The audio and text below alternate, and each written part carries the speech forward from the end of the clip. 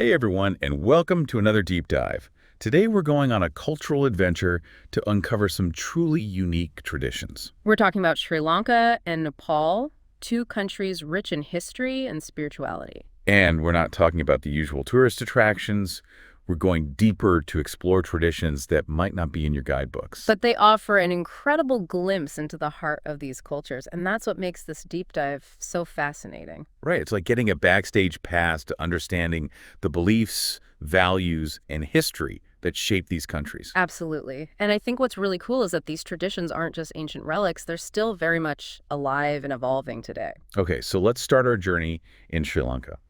And I have to say, when I was doing some research for this deep dive, one thing that really stood out was the Isala Perahera festival. Ah, yes. It's truly a spectacle. I mean, just the name itself sounds so exotic, right? Isala Perahera. It is pretty epic. It's a massive procession with all the bells and whistles you can imagine. Okay, paint me a picture. What am I seeing? Picture this. Majestic elephants, adorned in these incredibly elaborate costumes. Wow, I'm already impressed. They're parading alongside traditional dancers and musicians, filling the streets with vibrant colors and rhythmic beats. That sounds incredible. It's like something out of a movie. It's a sight to behold, for sure.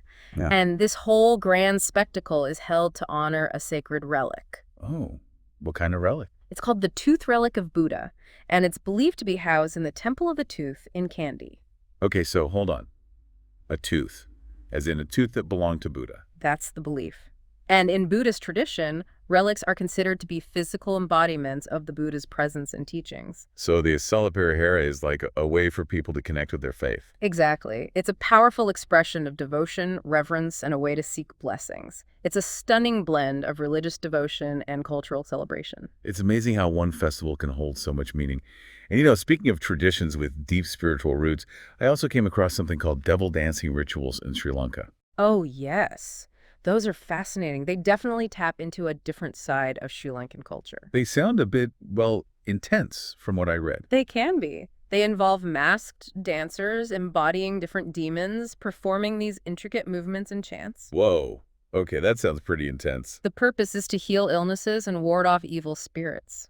So is this based on a belief system where the spirit world is very much a part of daily life? Absolutely. It's all about maintaining balance between humans and supernatural forces. So it's like a way to appease these forces. Exactly. It's about acknowledging, appeasing, and even negotiating with these forces to ensure harmony. It's a unique way of looking at the world, isn't it? It really is. It makes you think about how different cultures perceive the unseen world. Okay, so we've talked about grand festivals and mystical rituals, but now let's shift gears to something a bit more, well, sensory. Ah, you're talking about Ceylon tea, I presume? You got it. I mean, what's a trip to Sri Lanka without experiencing their world-famous tea? It's more than just a beverage in Sri Lanka. I was going to say, it feels like it's woven into the very fabric of their culture. It really is. It symbolizes hospitality, ritual, and this deep connection to the land. And I bet the whole process of making tea, from growing to harvesting to preparing, is steeped in tradition, right? You're exactly right. It's an art form that's been passed down through generations. And of course, we can't talk about tea in Sri Lanka without mentioning the impact of their colonial history. I mean, wasn't it the British who really established the tea industry there? Yes, absolutely.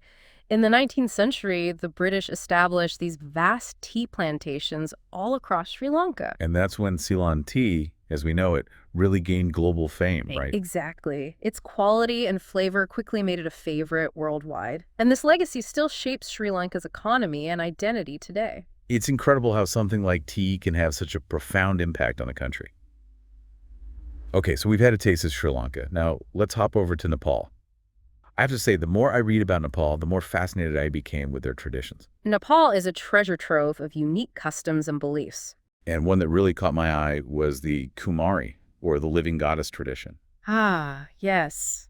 That's a fascinating and complex tradition. It's really unique to Nepal. I mean, the idea of a young girl being chosen to embody a deity is pretty mind-blowing. It is. So, the Kumari is believed to embody Telaju, a form of the Hindu goddess Durga. And she's chosen based on some very specific criteria, right? Yeah, oh, absolutely. They look at physical attributes, astrological signs, and even the girl's courage and composure. Wow, that's a pretty rigorous selection process. It is.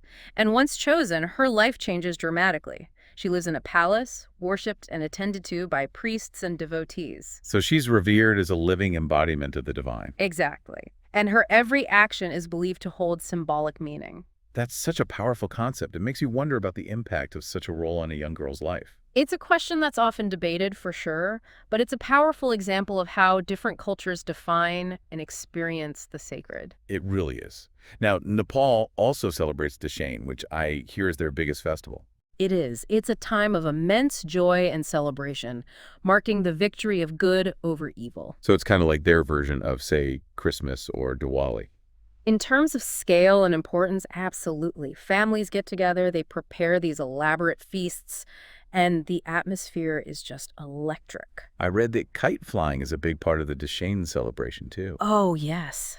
The skies are filled with colorful kites during Dashain. It's a beautiful sight. And I'm guessing the kites have some kind of symbolic meaning. Absolutely. They represent freedom, good fortune, and the triumph of good over evil. That makes sense, given the theme of the festival. And it's also a time for receiving blessings from elders, for prosperity and well-being, so there's a lot of intergenerational connection happening too. And I understand that animal sacrifice is also part of some Dashain traditions. You're right, and it's definitely a complex and controversial aspect. It's rooted in ancient beliefs and practices where people would offer sacrifices to appease the deities and ensure a good harvest. So there are some ethical concerns surrounding this practice. Yes, and it's something that's being discussed more and more within Nepalese society. There are evolving perspectives on it. It's interesting how traditions can be both deeply rooted in the past and yet constantly adapting to the present. Mm.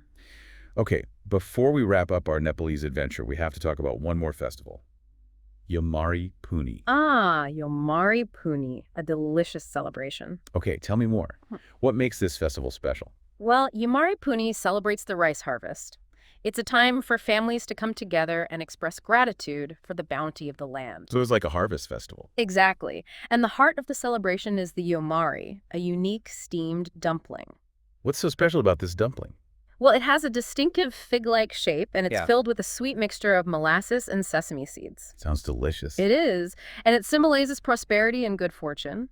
So Yomari Puni is a time to enjoy this delicious food with loved ones and celebrate the end of a successful harvest season. It's amazing how food plays such a central role in so many cultural celebrations. Well, we've covered a lot of ground in this deep dive, from grand festivals to ancient rituals to the simple act of sharing a cup of tea. And through it all, we've gotten a glimpse into the heart of Sri Lankan and Nepalese cultures. What stands out most to you from all these traditions? For me, it's how they offer such a powerful window into the soul of a culture. They're not just things people do, they're ways of life, expressions of history, belief, and connection. I completely agree, and I think what's truly remarkable is their resilience. These traditions have evolved and adapted over centuries, facing both internal and external pressures, yet they retain their core essence. It speaks to the enduring power of culture to shape and sustain communities. Absolutely. And, that's what this deep dive is all about, sparking your curiosity and encouraging you to see the world through different lenses. Hopefully, it's inspired you to explore further, maybe even do your own deep dive into a tradition that piqued your interest. After all, that's how we learn and grow, right? Wow. By opening ourselves up to new experiences and perspectives. Couldn't have said it better myself. So thanks for joining us on this cultural adventure. Until next time. Happy exploring.